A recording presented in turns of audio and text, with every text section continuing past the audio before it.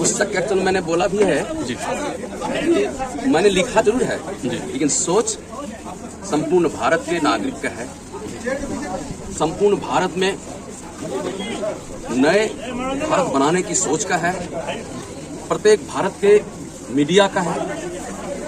प्रत्येक भारत के ब्यूरोक्रेट्स, प्रत्येक भारत के राजनेता और प्रत्येक भारत के सबसे शक्तिशाली युवा वर्ग का है जो भारत को यहाँ धरती से एक अलग पहचान देने वाली है।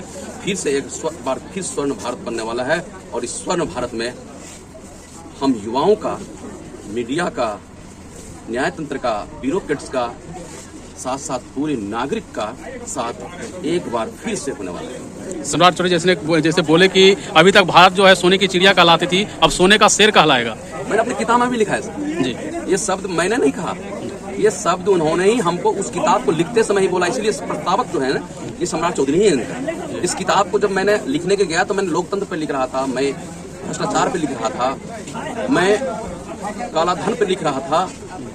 लेकिन जब उनके पास गया तो उनकी भाषा में बात में मोदी जी का इतनी चर्चा की कि मैंने सारा पहलू को भूल गया और एक ही योग्य नेता के रूप में मैंने देखा जिसको कि मोदी के रूप में जाना जाता है। और सम्राट चौधरी खुद अपने से बोले कि उससे बड़ा योग्य नेता अभी तक तो जन्म नहीं लिया हमारे भारत में। आप डॉक्टर हैं और समृद्ध भारत की सोच, ये किताब लिखने का, आप डॉक्टर हैं तो उस पर कुछ लिख सकते थे, अपने देश को लिखने का आइडिया था। मैडम मैं इस तरह से पब्लिकेशन बहुत किया हूँ और स्पेशली डायबिटीज पे तो हेल्थ मिनिस्टर साहब ने आप लोगों को बताया भी।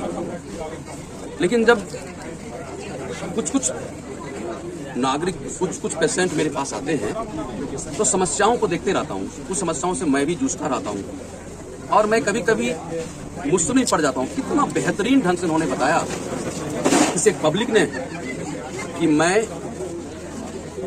इतने अच्छे स्वभाव के डॉक्टर को मैंने नहीं देखा, इतना बेहतरीन से समझाने वाला नहीं देखा।